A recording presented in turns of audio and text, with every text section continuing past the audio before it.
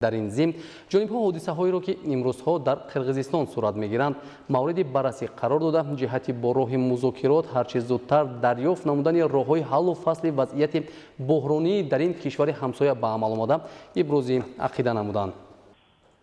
شبکه‌های تلویزیونی دولتی تاجیکستان به جز این خبری رسمی درباره حوادث اخیر در همسایه کشور قرقیزستان دیگر چیزی نشر نکردند. این سکوت شبکه‌های دولتی تاجیکستان تا هنوز ادامه دارد و حتی در بخش خبرهای خارجی این تلویزیون‌ها درباره حادثه‌های اخیر در قرقیزستان چیزی گفته نمی‌شود، در حالی که در این بخش گزارش‌ها از آبخیزی و ترمافرایی در کشورهای دور افریقا و آمریکا نشر می شود. خبرهای مهمی تلویزیون‌های دولتی تاجیکستان اساساً با موضوع انتخابات پرزیدنتی که روز 11 اکتبر برگزار می شود بخشیده شده است.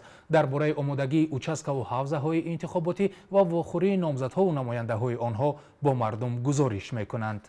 در جریان صحبت همچنین اطراف مسائل مهمی بین شبکه‌های رسمی تاجیکستان از جمله تلویزیون تاجیکستان، تلویزیون سفینه، جهانما و دوشنبه HD روز 7 اکتبر تنها با دادن خبری کوتاه گفتند این صحبت‌ها در علیحدگی و تلفنی صورت گرفت.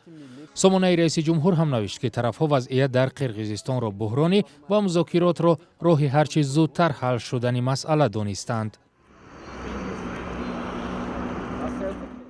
با سوال این که چرا شبکه‌های تلویزیونی در تاجیکستان از انعکاس تحولات اخیر در قرقیزستان خودداری می‌کنند و آیا برای خبرنگاران شبکه‌های تلویزیونی برای انتخاب موضوع دستور رسیده است، پاسخ نگفتند.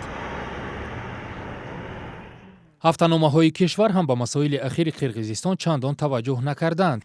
در هفته‌نامه تاجیکستان مقاله با نام انقلاب قرقیزی و در هفته‌نامه دنیا خبر درباره حوادث این کشور نشر شده است و بس. کارشناسان این عمل رسانه‌های دولتی را محدود کردن دسترسی تماشابینی تاجیک بر رویدادهای نه تنها جهان بلکه کشورهای همسایه می‌دانند.